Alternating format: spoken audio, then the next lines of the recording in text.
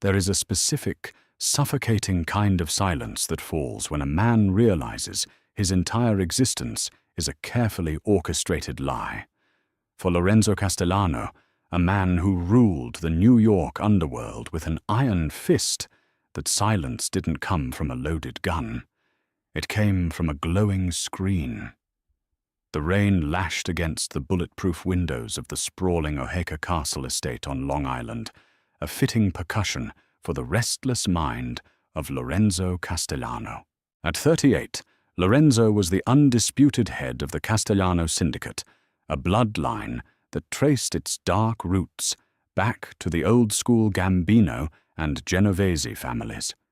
He was a man who traded in fear, a phantom who controlled the shipping ports from Jersey to Brooklyn, a boss whose mere whisper could bankrupt a politician or end a rival's life. Yet in the dim amber light of the master bedroom, Lorenzo didn't look like a monster. He looked like a man hopelessly, utterly tamed. He sat on the edge of the California king bed, the silk sheets pooling around his waist, his dark, scarred hands resting on his knees. Beside him lay Vivian. She was the singular piece of grace in his brutal world. With her cascading honey-blonde hair, porcelain skin, and quiet, elegant demeanor, she was a civilian, an art appraiser he had met 2 years ago at a private gallery in Chelsea. She didn't know the exact nature of his business, or at least he had insulated her entirely from the blood and the violence. To Vivienne, he was simply a ruthless venture capitalist. He had built a fortress around her, buying her this sprawling estate, lavishing her with Cartier and private trips to the Amalfi Coast, desperate to keep one part of his soul uncorrupted. He watched her chest rise and fall in the rhythmic cadence of deep sleep. She had fallen asleep with her head resting on his chest, her soft fingers curled against his collarbone.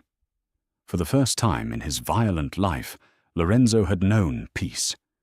He was even planning to propose a massive 5-carat emerald-cut diamond resting in a velvet box inside his wall, safe downstairs.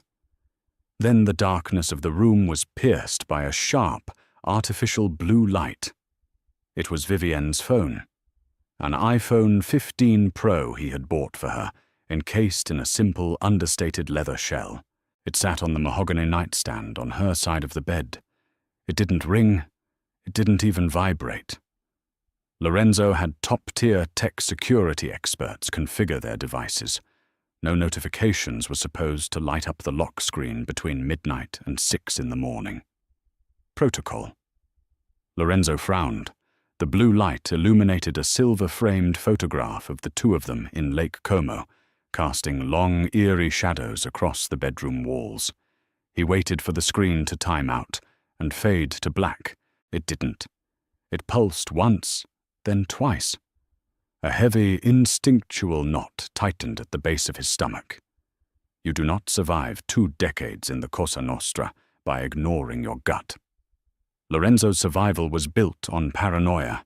Every shadow was a threat. Every anomaly was a warning. The phone pulsing without a notification banner was an anomaly. Moving with the silent, fluid grace of a predator, Lorenzo slipped out of bed. He didn't put on a shirt, leaving his heavily tattooed torso bearing the ink of Omerta, and his family crest exposed to the cool, air-conditioned air. He walked around the bed and stared down at the device. The screen was completely blank, save for a tiny, pulsating red dot in the top right corner. It wasn't a text message. It wasn't an email. It was an encrypted ping. Lorenzo's jaw tightened. He picked up the device. It was warm to the touch, meaning it had been actively running a high-processing background application. He swiped up. The passcode screen appeared. He knew her passcode, or he thought he did. It had always been 1104, the month and day they had met at the Chelsea Gallery. He typed it in. Incorrect passcode. The knot in Lorenzo's stomach turned to ice. She had changed it. Why a civilian with nothing to hide doesn't silently change a passcode on a shared secure network without mentioning it. The paranoia, the dark passenger that had kept him alive through 3 mob wars, whispered violently in his ear. He looked at Vivian. She shifted in her sleep, murmuring something softly, pulling the silk sheet up to her bare shoulder. She looked like an angel. But the devil was an angel once, too. Lorenzo walked out of the bedroom, the phone clutched in his massive hand, and padded barefoot down the long, shadowed hallway to his private study. He locked the heavy oak door behind him, turning on the brass desk lamp. He walked over to the crystal decanter and poured himself a heavy measure of Macallan 25. He didn't drink it. He just needed the smell of the oak and peat to anchor him. He sat in his leather chair and stared at the locked screen. He had 3 attempts left before the phone would initiate a factory reset, a security measure he had personally demanded his tech guy, a hacker named Paulie Fingers Russo, install on all family phones. If it wasn't the day they met, what was it Lorenzo thought about the psychology of passwords? People chose things that were deeply ingrained in their subconscious. Birthdays too obvious. He closed his eyes, thinking about the past 2 years. What numbers mattered to her? Then a cold, sickening thought struck him.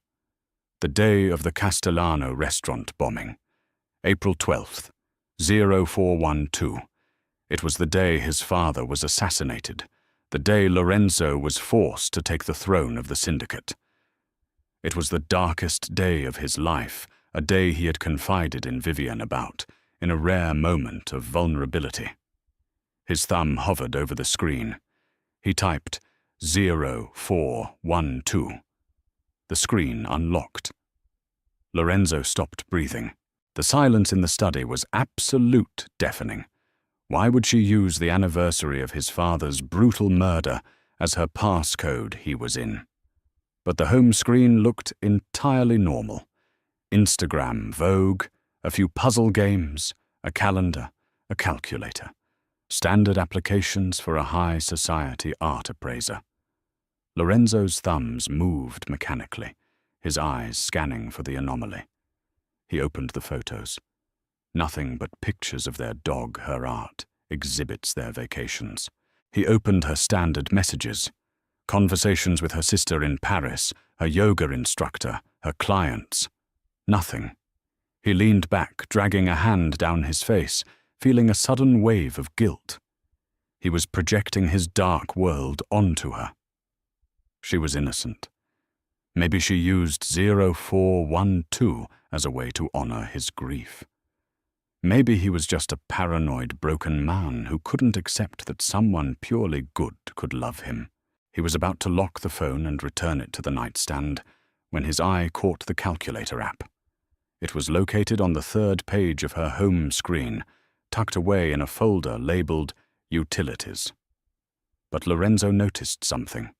The icon was slightly off-center, the gray tone a shade too dark for standard iOS design. Lorenzo pressed the calculator icon.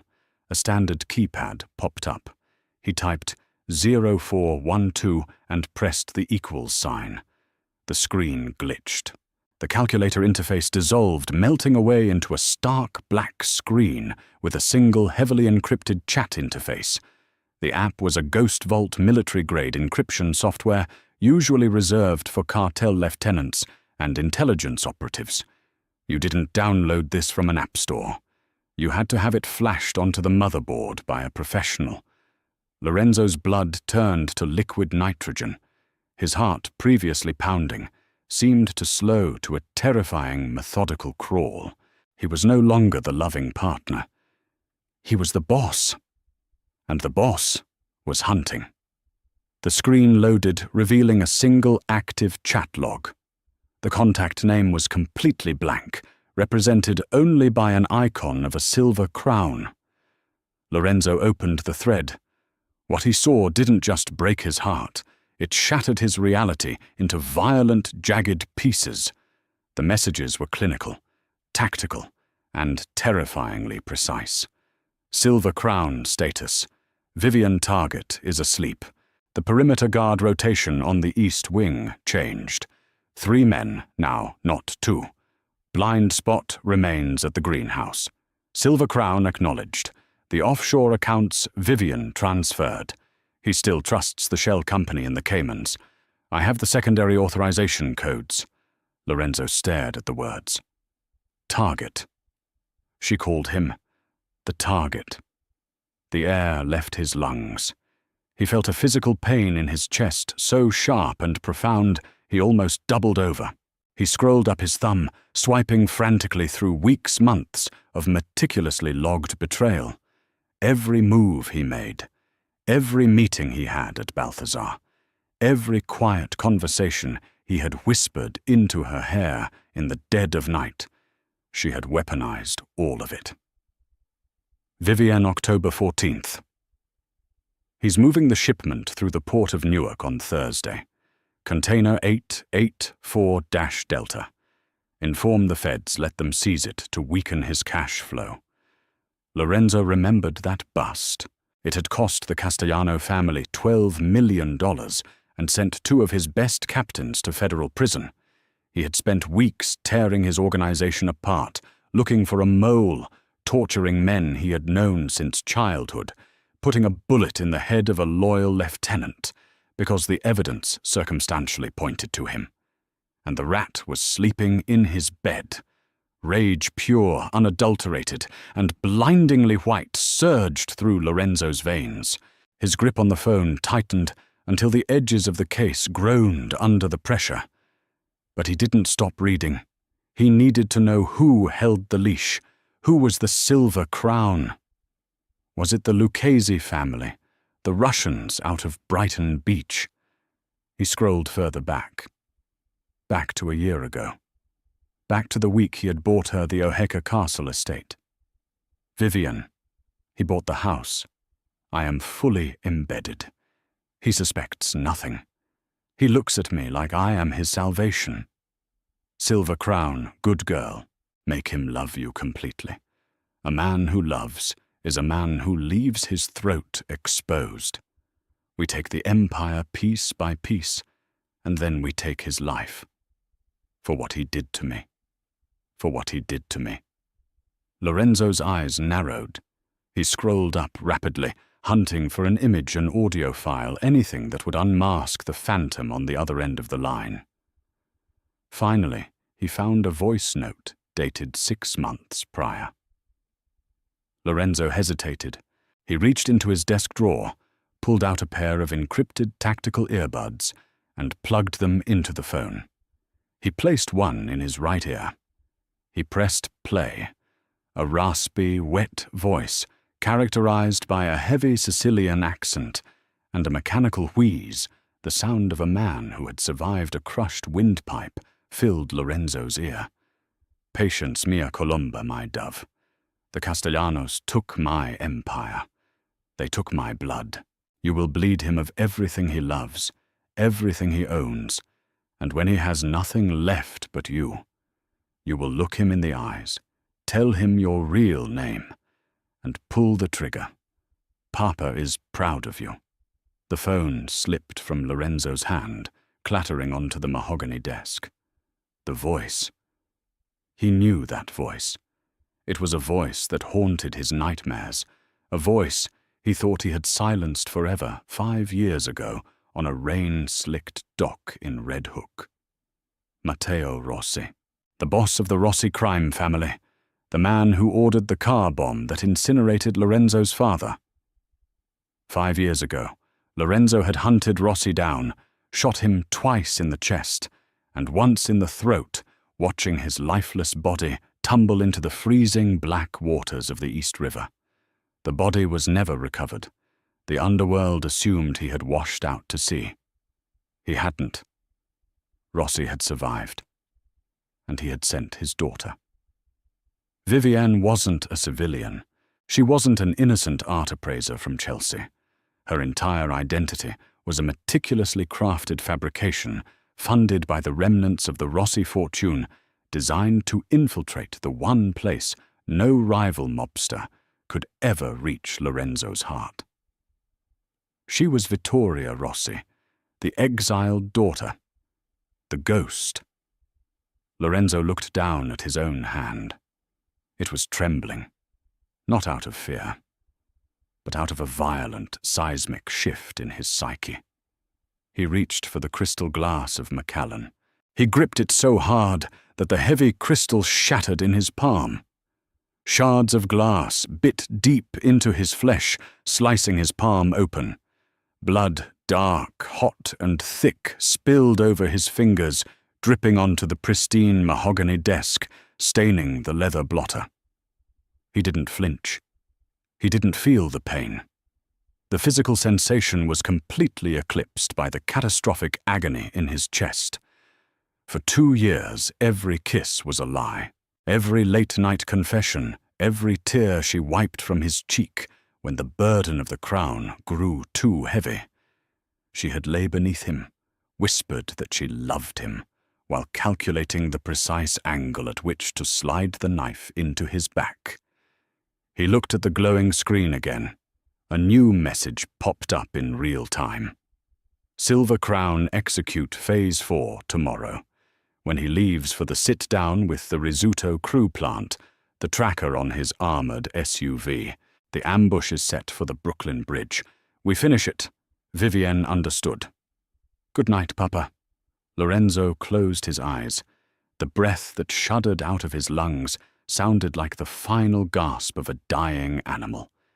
In that singular moment, the Lorenzo Castellano who wanted to leave the mob, who wanted to marry a beautiful art appraiser and live a quiet life, died. The man who opened his eyes a second later was the devil of New York, the ruthless, cold-blooded apex predator who had built a mountain of skulls to take the throne. He calmly wiped his bloody hand on a monogrammed handkerchief. He picked up her phone, making sure not to smear blood on the screen, and navigated out of the ghost vault. He locked the device, wiping it clean of his fingerprints. Lorenzo walked back down the dark hallway, the silence of the massive estate now feeling like a tomb. He re-entered the master bedroom. The air conditioning chilled the sweat on his skin. He walked over to the nightstand, placed the phone exactly where he had found it, at the exact same angle. Then he stood over the bed. He looked down at Vivienne, at Vittoria Rossi. She looked so fragile, so beautiful. His hand hovered over her throat. It would be so easy. He could crush her windpipe in seconds. He could watch the deceit fade from her eyes as he choked the life out of her. He could wrap her in plastic and bury her in the foundation of the new casino he was building in Atlantic City, and her father would never know what happened. But death was too quick. Death was a mercy. She wanted to play a game of psychological warfare. She had underestimated the darkness she was dancing with. She had successfully infiltrated a monster's lair, but she had forgotten one crucial detail. Monsters don't just kill their prey. They play with it. Lorenzo's lips curled into a cold, terrifying smile that didn't reach his dead eyes. He slid back under the silk sheets, the scent of her lavender perfume washing over him. He pulled her warm, soft body against his chest, wrapping his arms around her. He could feel her heartbeat against his ribs. It was steady, calm. I love you, Vivienne, he whispered into the darkness, his voice smooth and laced with arsenic. She shifted in her sleep, smiling softly at the sound of his voice, and nestled closer against his neck. And tomorrow, Lorenzo thought, staring blindly into the shadows of the ceiling, I am going to drag you and your father straight to hell. Sunlight poured through the floor-to-ceiling windows of the Oheka Castle dining room, casting a warm, golden hue over the mahogany table. To an outside observer, it was a picture of domestic perfection. Lorenzo sat at the head of the table, dressed in a custom charcoal Brioni suit, sipping a double espresso. Across from him sat Vivienne, wearing a silk white robe, her golden hair swept into a messy knot, delicately slicing a fig. You seem tense this morning, amore. Vivienne murmured, her voice laced with the perfect amount of gentle concern. She reached across the table, her soft fingers brushing the back of his hand. Lorenzo didn't flinch. He looked at the woman who had spent 2 years architecting his demise, noting the utter sincerity in her hazel eyes. It was a terrifyingly flawless performance. "Just a big day," Lorenzo replied smoothly, offering a tired, convincing smile. "I have a sit-down with the risotto crew in Brooklyn, negotiations for the sanitation contracts. It might get complicated." "Be careful," she whispered, her eyes widening with a rehearsed civilian fear. "You know how much I hate when you go into the city for these meetings. I just want you home safe." "I always come back to you," Lorenzo said softly. The double meaning hung entirely invisible to her. He stood, kissed her forehead, and walked toward the grand foyer. As he slipped on his Tom Ford overcoat, he accessed the private security application on his encrypted phone. It fed directly from the hidden micro-cameras he had installed around the estate, cameras even Vivienne didn't know existed. Lorenzo watched the screen as he walked to the garage. On the feed, the moment the front door clicked shut, Vivienne's sweet, concerned expression vanished. Her posture straightened. She moved with sudden tactical urgency, slipping into the mudroom and grabbing a small black magnetic object from inside her Prada gym bag. Lorenzo stepped into the cavernous climate-controlled garage, sliding behind the wheel of his black armored Cadillac Escalade. He waited. 90 seconds later, the camera feed showed Vivienne sneaking along the perimeter of the garage. She crouched low, completely out of sight of the standard security cameras she had mapped out, and reached under the rear wheel well of the Escalade. A soft metallic clink echoed through the garage. The GPS tracker was set. She hurried back inside, a phantom retreating into the shadows. Lorenzo started the engine, the massive V8 roaring to life. He drove out of the estate gates and headed toward the Long Island Expressway. 10 miles down the road, at a secluded rest stop, a black Lincoln Navigator was waiting.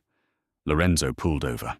His underboss, a ruthless, heavily scarred enforcer named Dominic, stepped out of the Lincoln and approached the window. "Boss!" Dominic grunted, leaning in. Lorenzo popped the door open and reached under the wheel, well retrieving the small, blinking black box. He tossed it to Dominic. "Put this on the decoy vehicle," Lorenzo commanded, his voice devoid of all emotion. "They're expecting me to cross the Brooklyn Bridge at noon. Matteo Rossi's men will be waiting to ambush the car. Let them hit it.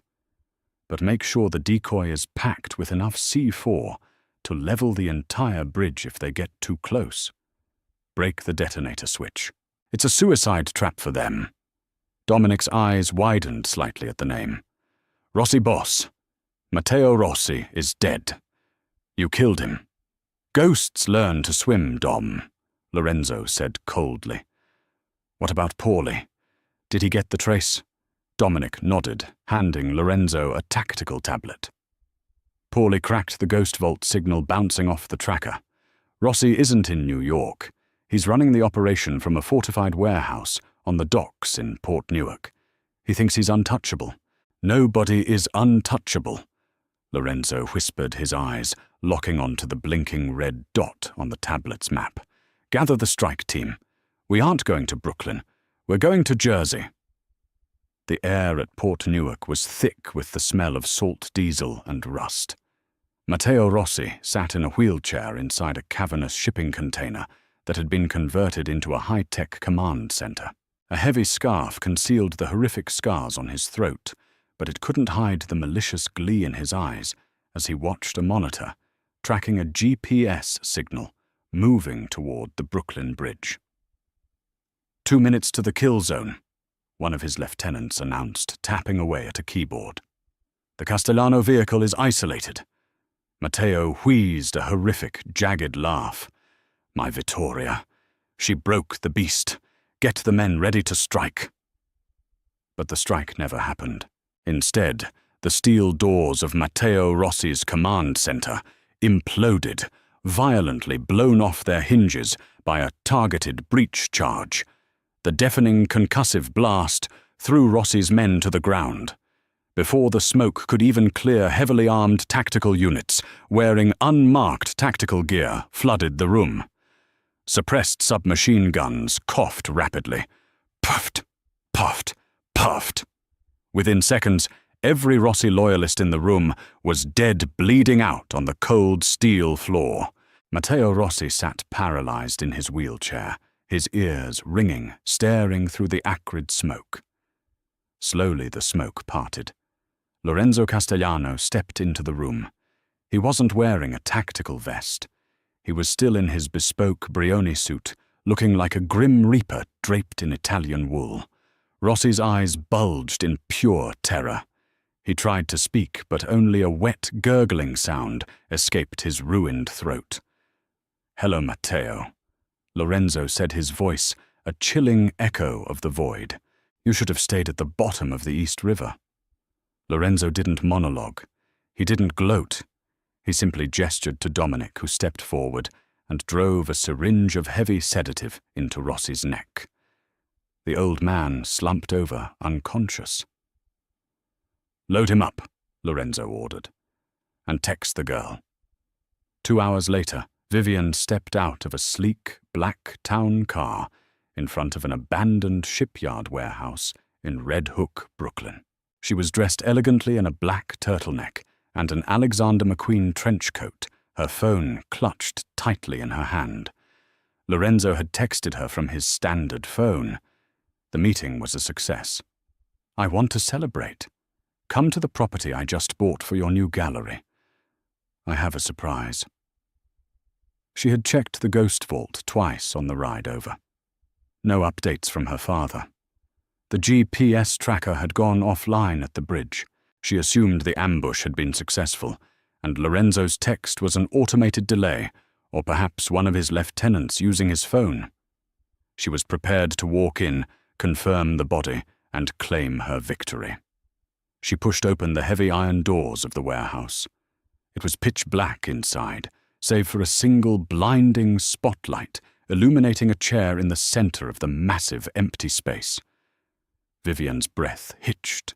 She took a step forward, the click of her Louboutins echoing off the concrete walls. Sitting in the chair was not Lorenzo. It was Matteo Rossi.